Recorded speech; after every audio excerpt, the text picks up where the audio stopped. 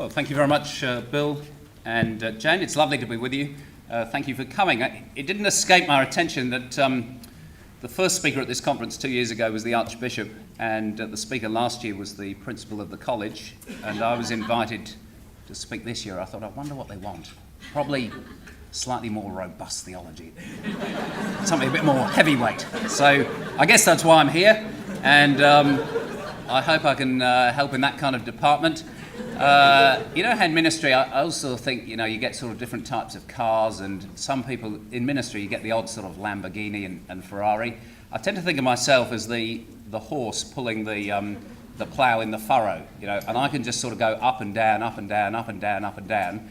And I suppose, perhaps engaged in many of the same work as you are, of trying to work these things out in the daily practice of life with the pressures and the chaos and mess that often involves. It's been a privilege for me preparing exactly for this reason, to try and get a bit of clarity and space to think of actually how to apply some of these things. And really that's my prayer, that today would be helpful for you in your ministries and churches of being able to think in the same kind of vein. Some years ago I heard the story of a young Christian man travelling through India. With all the zeal of a new convert, he was looking to share his faith but wasn't having much success, until one day he fell into conversation with a local Hindu. "Ah," said the Hindu, beaming at him, "your Christ is beautiful." The Christian beamed back, sensing an opportunity. And then the man went on. "Ah," he said, "your Christ is beautiful, but your church is despicable."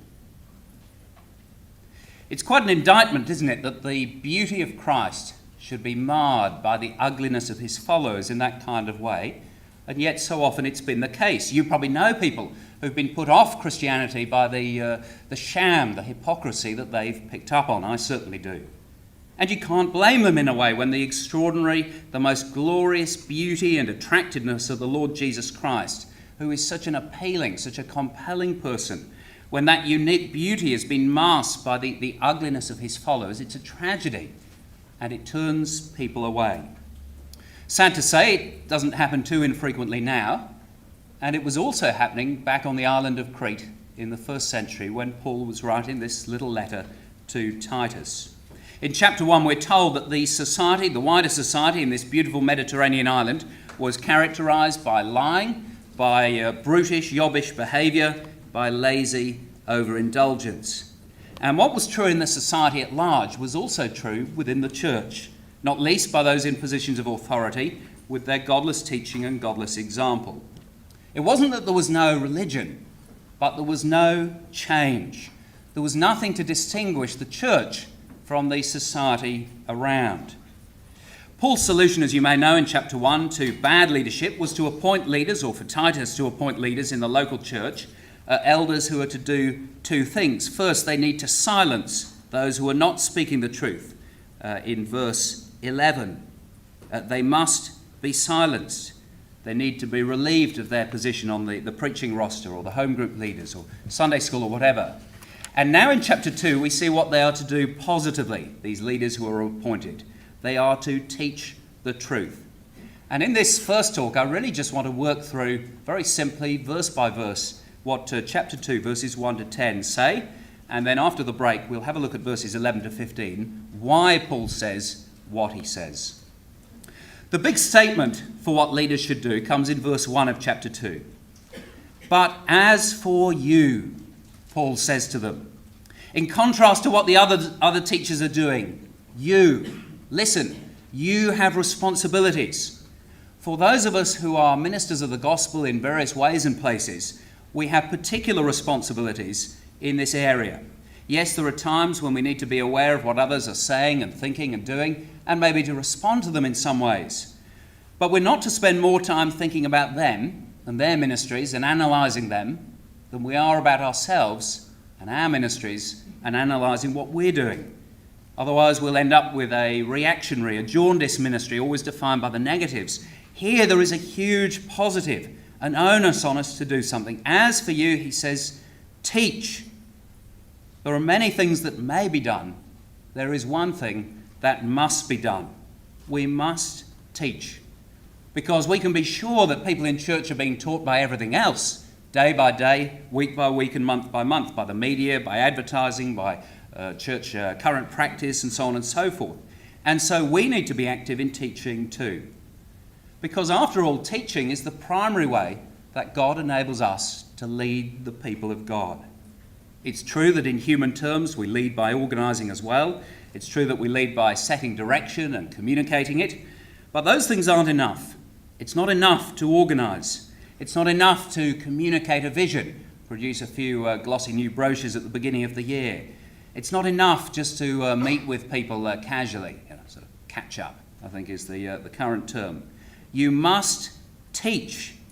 And at St John's, I must teach the staff, and the staff must teach the congregation. Formally and informally, from the front to individuals to groups. And the beginning of a new year is an excellent time to reassess how the old year finished and what needs to be done differently this year. And I think it's helpful thinking through the week of how many teaching opportunities I'm actually creating, how much of my time is actually spent with an open Bible teaching in some way, shape or form, versus the meetings, the emails, the organising, the rest. My wife is a gastroenterologist, looking at sort of guts and livers and that sort of thing. And when people get too much out of shape physically, they visit her. And through dieting, surgery, pills, or whatever unpleasant means she gives them, they get back into shape before disaster comes. Well, here is really our opportunity to attend to ourselves and our ministries where they may have got misshapen, where we're being pulled out of shape. You start off with good intentions and you end up misshapen under the pressures being stretched or overstretched in different directions. Hear the word of God, but as for you, he says, teach. A friend of mine was on sabbatical recently, and in the sabbatical visited 26 different churches.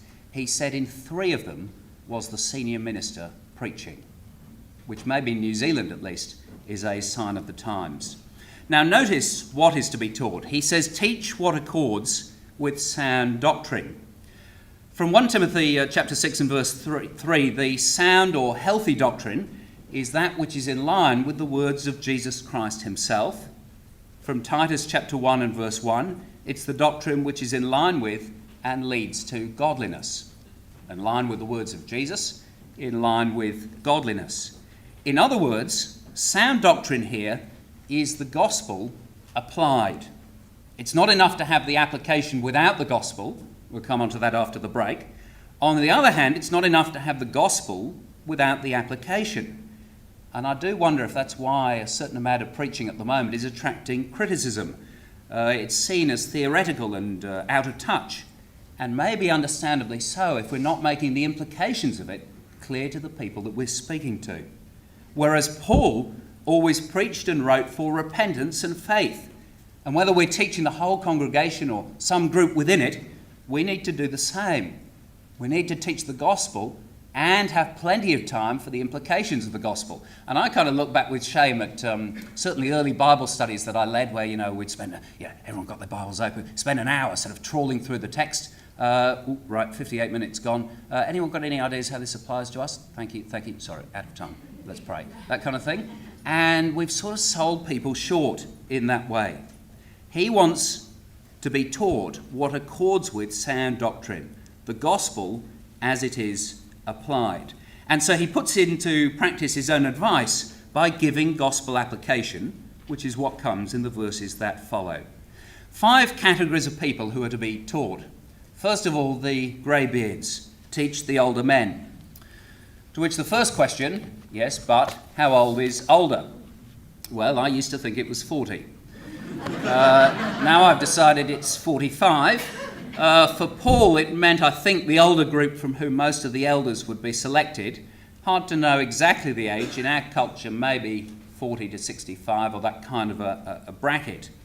And it's interesting that these people, the older men, they can't live off their accumulated knowledge. They still need to be taught. When Solomon grew old, his heart began to go astray. And I think it's a group that's easily neglected in church. Our energy in church life is often, first of all, put into the kids' work to attract families. Got to look after the kids, look after the families. and then maybe the young adults and that kind of transition there. At the other end, we look after the people who are in failing health and for whom life is very difficult. And so if you're not careful, you miss out the really crucial group who ought to be the leaders in the church. That group of 40 to 65 who perhaps cause less bother and don't attract our attention, and we forget about, much to our detriment and others around. Now, what are they to be taught? They need to be taught to be sober-minded. That is, not humorless, but restrained, not losing sense of what is important. I suppose it's easy for older men to think, well, I've given a lot and now I deserve to enjoy myself. And the sober-minded person retains a gospel priority over their pleasures. This mindset will make him, secondly, will make him dignified. That is, people look up to him. He's not a 50-year-old behaving like an 18 or 20-year-old. He's the sort of person you kind of think, if he said it, it's probably true. That kind of a person. Needs to be taught to be self-controlled. That is, not subject to his own passions, but keeping them in check. Not like a sort of wild boar, just sort of nose to the ground, sort of following their instincts, but actually thoughtful, working out how they operate in life. And I suppose the passions, if of a younger man, they might mean sex, drugs and rock and roll. When the clock strikes middle age, it probably becomes drink, food, entertainment and holidays. And so these people are to be self-controlled with their wallet, as well as with the different parts of their body. Then they are to be sound in faith, in love, and in steadfastness. Sound in faith. That is, they're to grow to trust God. Prayer is to be their first port of call. When presented with an awkward situation, they handle it with that quiet trust that only maturity can bring. They've seen it all before, or if they haven't, they at least know what to do in those situations. They depend on God. They're not rattled or panicked or quickly give up the faith.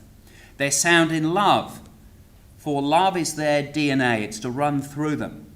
That is, they're not to become pompous with the knowledge that they accumulate over the years, giving their advice, sharing their advice, whether people are listening or not, which I suppose is the curse of middle age. They're interested in other people. And we have a wonderful couple in our congregation. I'm always struck by both of them, really, and the amazing things they do together.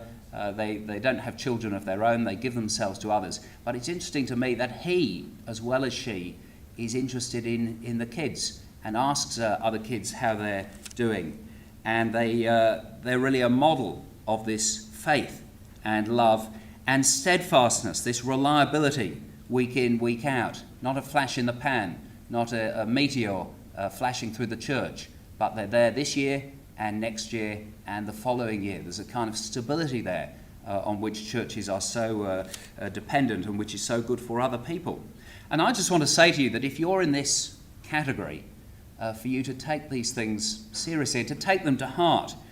And I guess alongside them there will always be personal frustrations of one kind or another.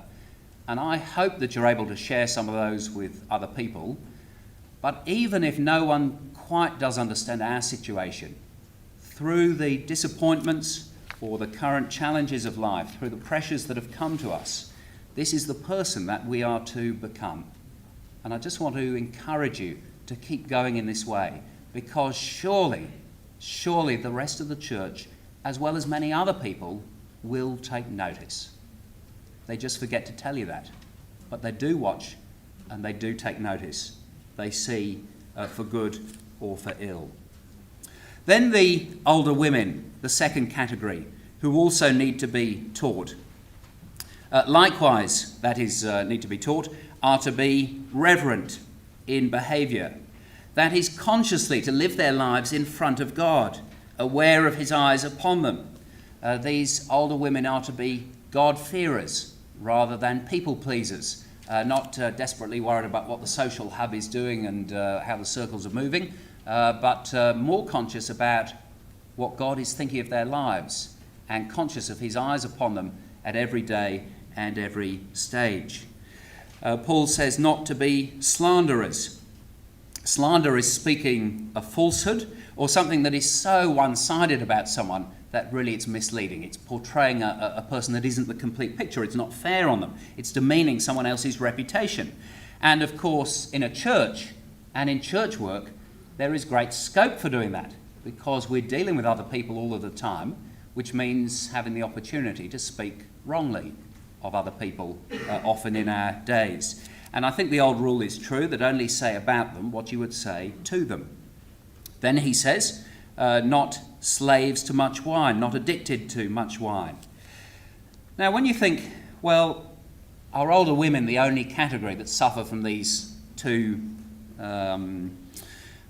weaknesses of slander and wine? Well, of course not.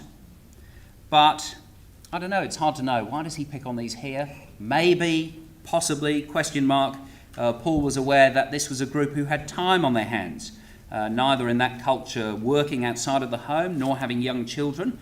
Maybe he had picked up that too much time underutilised gives opportunity for misdemeanour, leads us into areas of danger. And so he puts forward another suggestion of how they can put their time as well as their experience and Christian maturity to more profitable use. And so he says in verse 3, they are to teach what is good. And what is good is defined by everything he then goes on to say. And rather fascinating verses these are. The older is to train the younger. Not necessarily, I wouldn't think, by preaching at them, but more likely, I suppose, by private instruction and example, occasional comments perhaps made in private conversation, maybe at times being more intentional.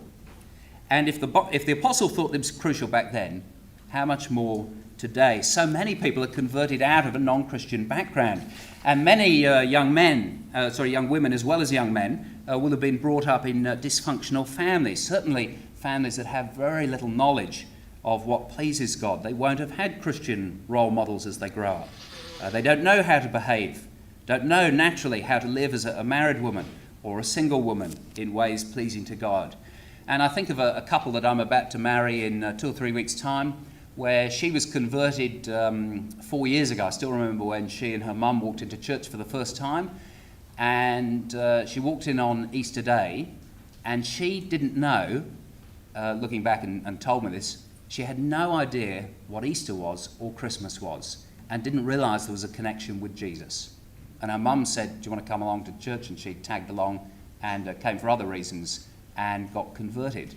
Now, someone like that, they haven't witnessed these things. They haven't been part of a church growing up, and so needs to be taught in this way. And this is the vital role for older women.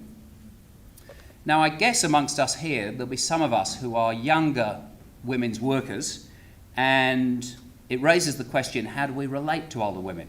What are we supposed to do at this point? You know, we're in the kind of official position. They're in the church. They've been here longer. What do I do? That kind of thing. I think at least a couple of things. First of all, the first thing to do is to listen to them, to ask their advice, to seek their wisdom. In other words, for us to learn from them, first of all, because they've got years on the clock that we, God willing, will have in time, but haven't got yet. There's so much to ask, so much to learn. And to ask older people what they think the battles are facing young women today, or how temptations have changed over the years, or what their observations are of church life or women in church life, it's fascinating to hear what they pick up over a period of time. If we're younger, we've got much to learn, and here are the people that God has provided to teach us. But then there's a job to be done to mobilise older women.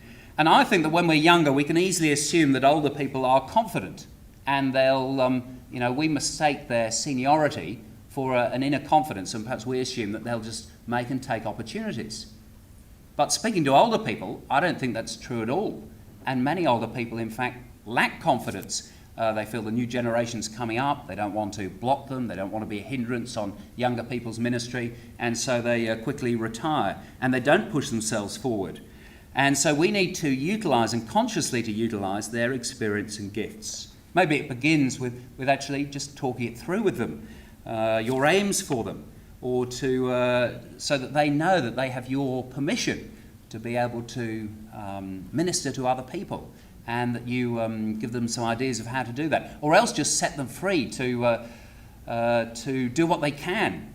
And you can encourage them to show hospitality to younger women, married women, single women, give them a few names and let them go and get on with it. Maybe it's a case of setting up specific forums. We've just set up a little thing, not on my initiative, I must say. A lady came to me in the congregation, a young mum. Could she set up a sort of buddy system of an older lady, often a mother herself, with a young mum, to be able to help her during those early stages of becoming a mother. To have mixed-age Bible studies. Maybe giving people permission, as I say, for older women to invite younger women round and to read the Bible with them, or for hospitality. There's so much that older women can teach. And so now he comes on to giving some examples. I don't think it's comprehensive, but examples of these kinds of things which are good in church life and good for these younger women. Notice, first of all, what comes first, and actually last as well. To train the young women to love their husbands. Here is the priority. You might think, well, isn't it obvious, loving the husband? But I don't think it's any more obvious than it's obvious to me as a man how to love my wife. Is it obvious? Of course it's obvious. You can just get on and do it. Except it's not that obvious, particularly not at different stages of life. And we need to be trained in this, or taught this, reminded this. And young women do too, how to deal with a grumpy husband, or an uncommunicative husband, or a thoughtless husband, or as the older women might point out, let's just say a normal husband. I don't know about that, but younger women need to learn how to love him, what it means to encourage him, what men respond to, how to delight in him, how to make him feel respected. And we need to learn in part from those who have gone before. And I would think that this is very encouraging for younger women who are struggling or have got questions in this kind of area, because if you're finding life hard as a wife, here is the comfort that you're not the first, and you're not the first generation to find that there are challenges along the way. Surprise, surprise. It's just nice to hear that from older people. I think sometimes, when you see older people and that kind of, your classic couple in their 70s, I've actually got a couple in my mind, and they're just such a treasure and such a wonderful couple in church life. But of course, they didn't catapult from being 23 through to 73. I mean, who knows what they've been through in life? Who knows the pains, the ups and downs? Who knows how close at various times things may have got even to ending. But they've come out the other side, and by God's grace, they're there to be able to teach us a few things. It's the same with children, teaching younger women how to love their children, how to parent an uncooperative baby, or an obstructive toddler, or the growing adolescent. As you know, the easiest children to parent are always someone else's. And the wisdom here is what it means to love and therefore to discipline them.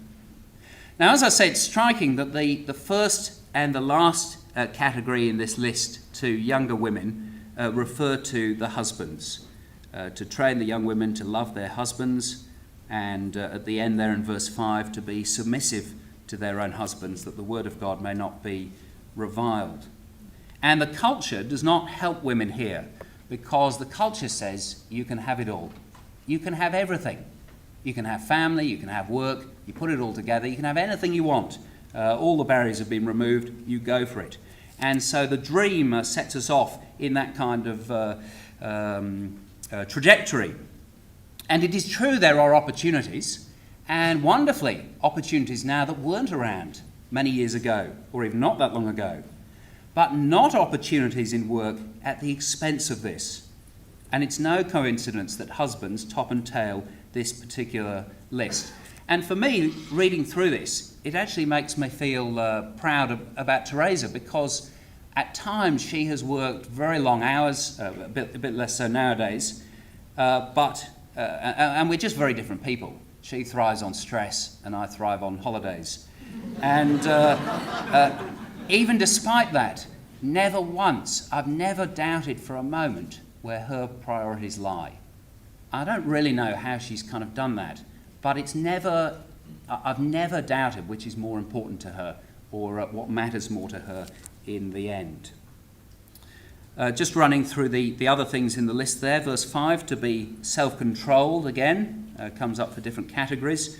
That is to be self-controlled perhaps in use of time, thinking best how to use their time, not spending hours and hours in front of the box or something fruitless. How to be pure.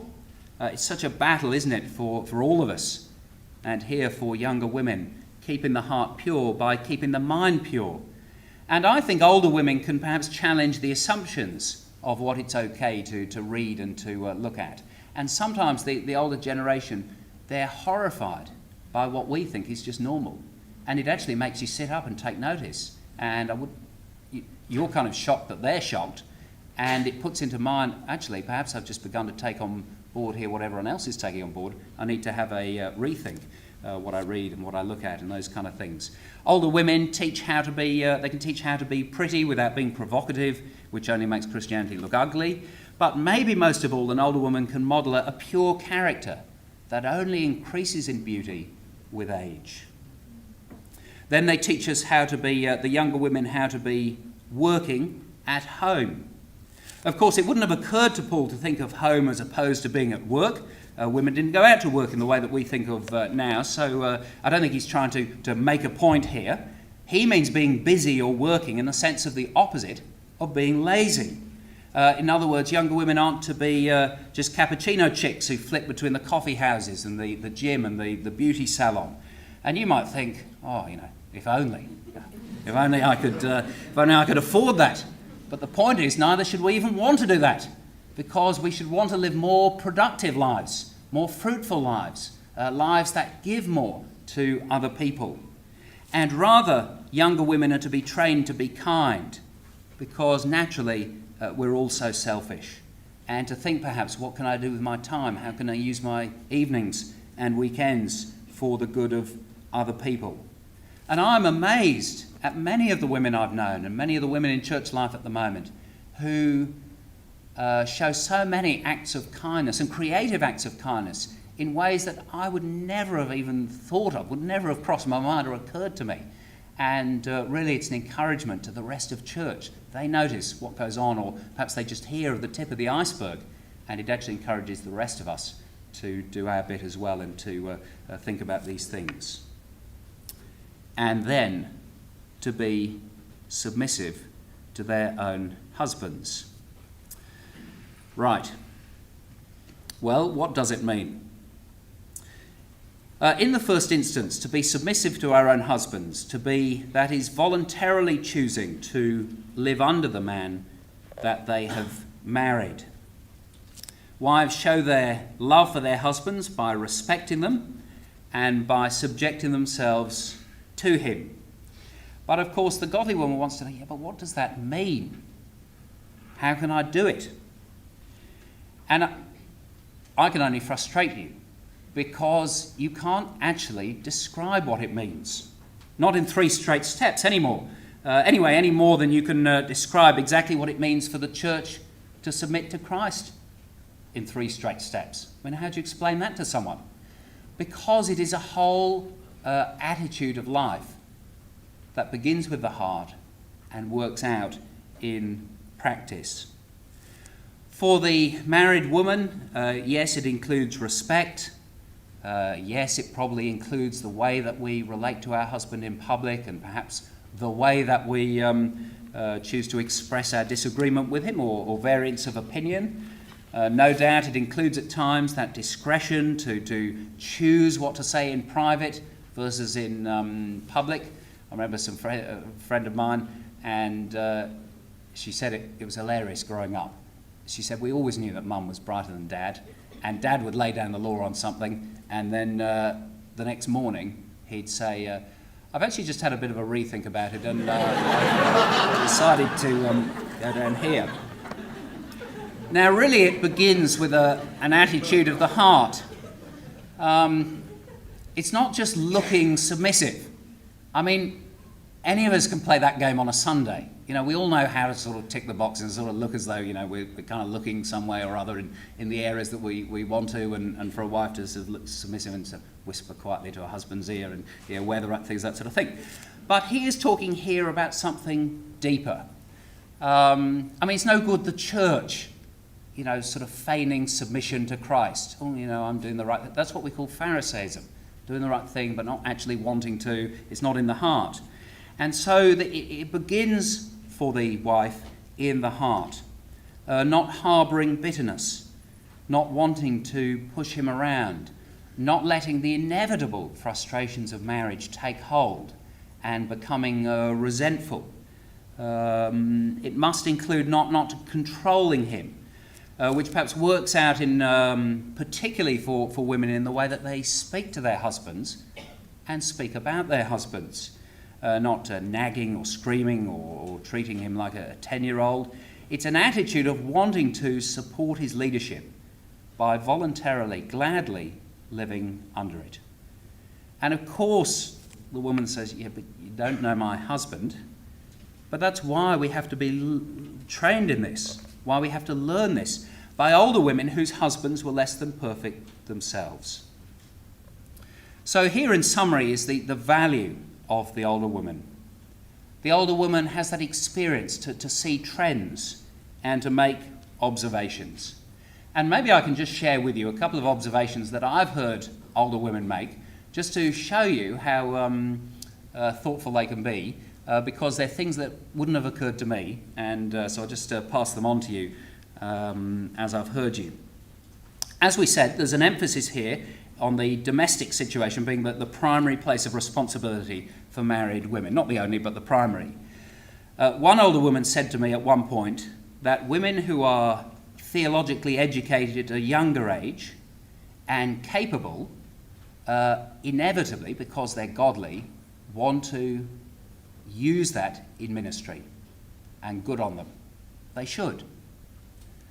But when the children come along, it's then a temptation to be frustrated that we're being hindered, that the children are stopping me from doing my real ministry.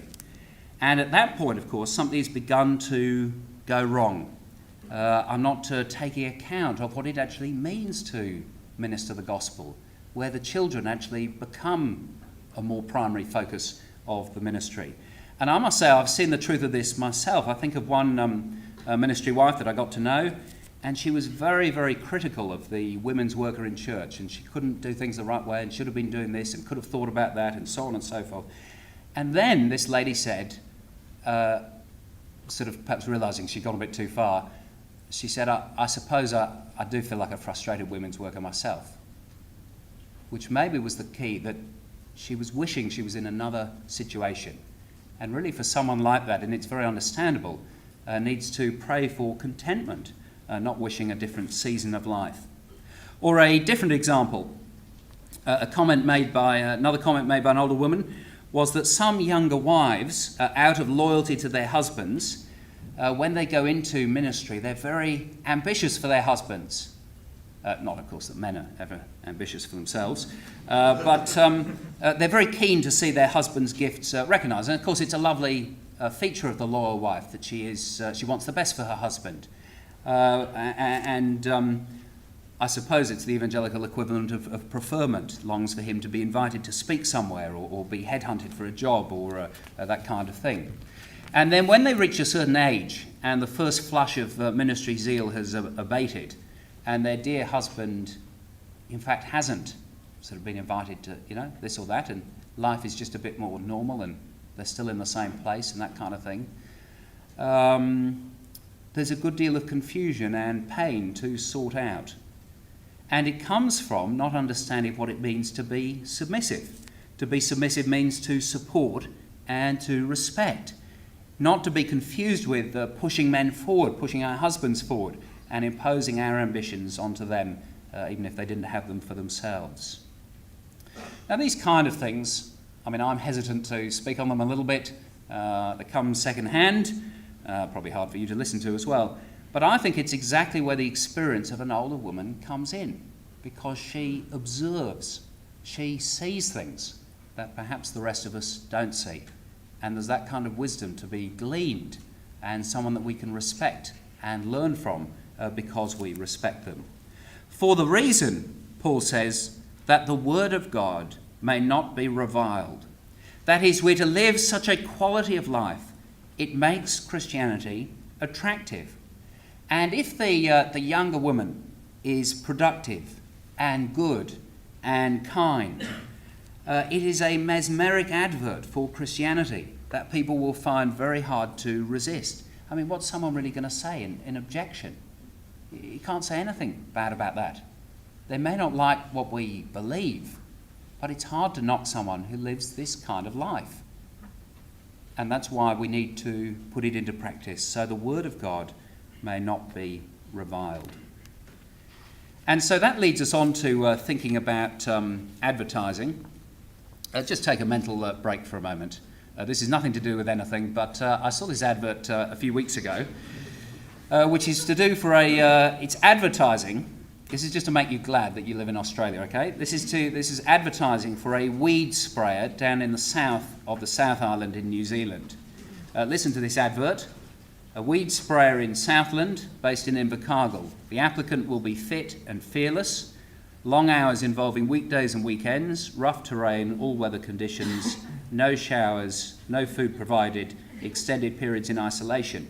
Then underneath, please note that soft run-to-mummy types with pants halfway down their bottoms need not apply. If you complain, we will not listen and do not care anyway. If you can climb impossible angles without objecting and can crouch in small helicopters without terrifying the pilot and are mad enough to apply, then we'd love to hear from you. Just be thankful you live in a city. Okay, where do we get to? I've no idea. Right. Third category. Fourth category. Where are we up to? Young men. Verse 6. Likewise, urge the younger men to be self-controlled.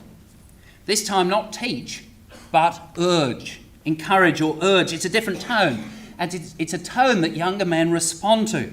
They like a challenge. They want something put ahead of them. They need to be told what to do and what they can do and the possibilities ahead and what their responsibilities are. And they're given just this one thing to do. Do you think self-control might be hard for young men? I think it may be. Now, the art of self-control is to learn to say no. I thought it was striking. I had to bring this up. You remember that England have only won the World Cup once. And so after they won the World Cup with that bunch of aged players about 10 years ago, they all went off and wrote their that highbrow sort of class of sports autobiography. And Jason Robinson said in it, interesting, as a Christian, he said, before I became a Christian, I only used to say yes. When I became a Christian, I found that I could say yes or no. And so we're now able to say no to things, need to be self-controlled with the tongue, not getting into silly arguments, just too quick off the mark. I remember once being in a Bible study and there was a younger man there, just as well he did it because I probably would have done it if he hadn't. There was someone else there who made a comment, and it was slightly Planet Pluto, but this other guy then took him to task and absolutely drilled him into the ground.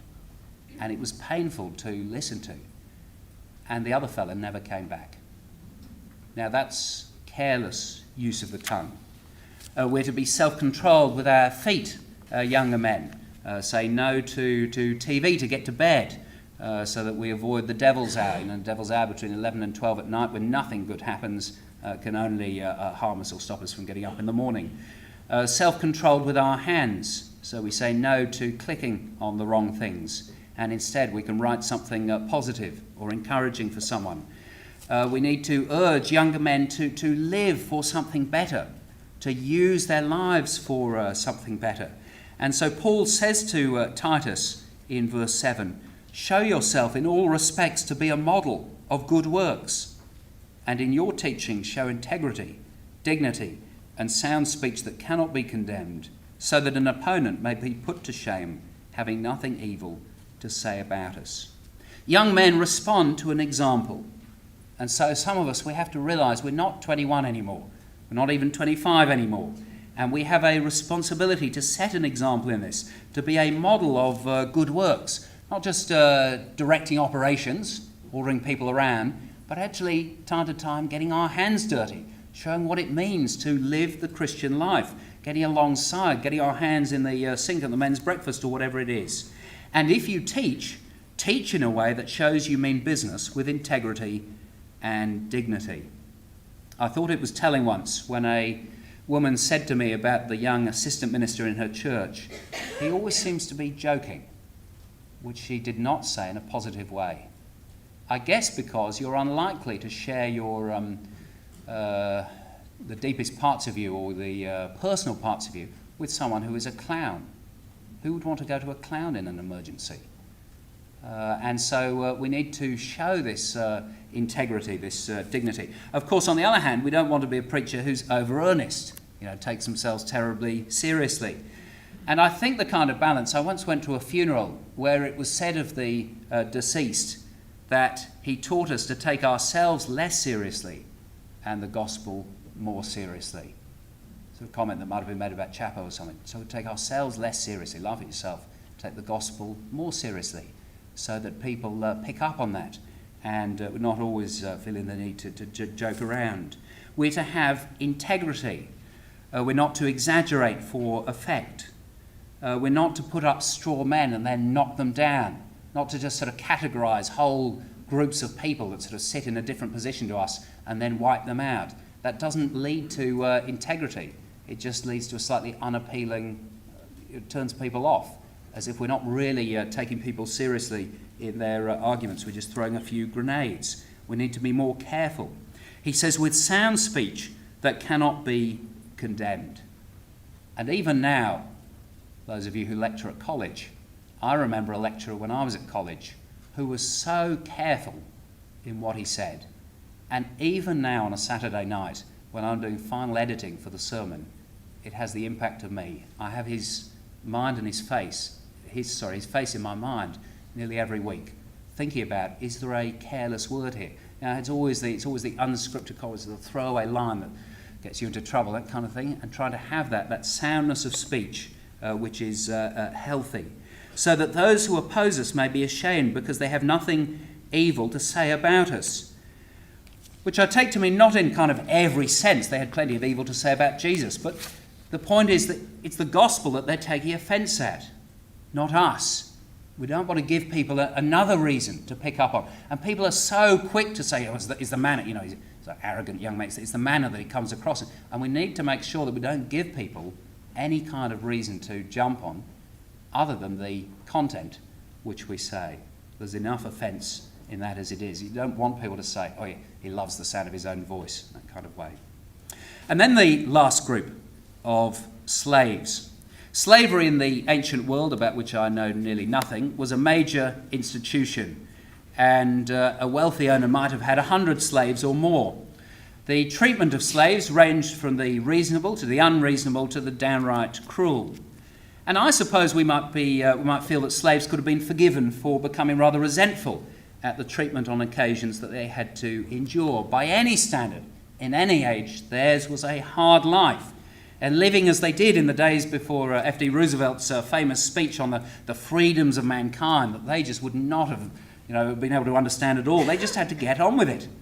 But to do so in a godly way, in a transformed way, not exhibiting bitterness or harbouring internal resentment. Verse 9, slaves are to be submissive to their own masters in everything. They are to be well-pleasing, not argumentative, not pilfering, but showing all good faith, so that in everything they may adorn the doctrine of God, our Saviour. Slaves, he says, are to be submissive in everything. They're to submit voluntarily, in their hearts as well as their actions, carrying out whatever is asked of them to the best of their ability, whether they happen to agree with it or not. They were to be well-pleasing, that is, to please their masters, to bring their masters satisfaction. I guess, as perhaps we would say, to do a job well done. And one maid in the 16th century, a bit later on obviously, but when she was asked what difference it made now that she followed Christ, she's reported to have said, "I now clean under the bed." The slave is not to talk back to them, because sometimes you're in a position of authority, you just have to take it. And all of us are in some positions of submission to those in authority over us. You just take it. Don't have to question everything. And slaves certainly weren't to, not to steal, but to show that they could be fully trusted. Again, so that those who work diligently can make the teaching attractive. Now, I must say that in our day of trade unions and labour laws, I hesitate to read these statements straight off the page for employees for whom life is so different. I think it would be odd to tell people that they have to be submissive in every way. Different kind of culture, different set of relationships, really. But nonetheless, there are principles here. And I think at the base level, if that was being asked of slaves back then in that culture, there must be things that we can learn in a different culture now. It is a noble thing to submit to a boss's way of working, to choose at points not to challenge, even if we could. At other points, we might feel actually it's right to challenge, or good for him, or good for others, or good for her, or good for those around us, and we may even feel occasionally we have a duty to do that. It's a good thing to try to please a boss with our work. People need to be shown as Christians. They need to have the humility not to be argumentative in that kind of way. And of course, certainly workers are not to steal, not to use large amounts of time at work, surfing the net and doing their own personal things when someone else thinks that they're working. We're to put in a good day's work, not for what we may get out of it, but simply because it is the right thing to do. Because those who do it will adorn the doctrine. We're not just preaching, teaching. We don't just want to be full of words, but to have a life that backs up what we are saying. And what we want is to make a statement so that people may not only hear how beautiful Christ is, but to see his beauty and not to be distracted, or worse, to see an ugliness that we have allowed to mar his beauty by our careless lives and the thoughtless ways that we go about things. So these are the things that are to be taught. And I want to say again, it is a case of having the gospel applied. We mustn't be so scared of people becoming reliant on good works that we end up avoiding teaching what good works look like. Paul certainly wasn't reticent, and neither should we be. We need to explain these things. It's part of our duty to disciple those in our churches in many and varied ways, and to help them see the ministry that they have in discipling others. It is truth applied. It's the gospel applied. This is, he says, sound doctrine. And so may God give to us the courage to teach it, and also the steadfastness to pray that God would change both of us and the hearers that we speak to.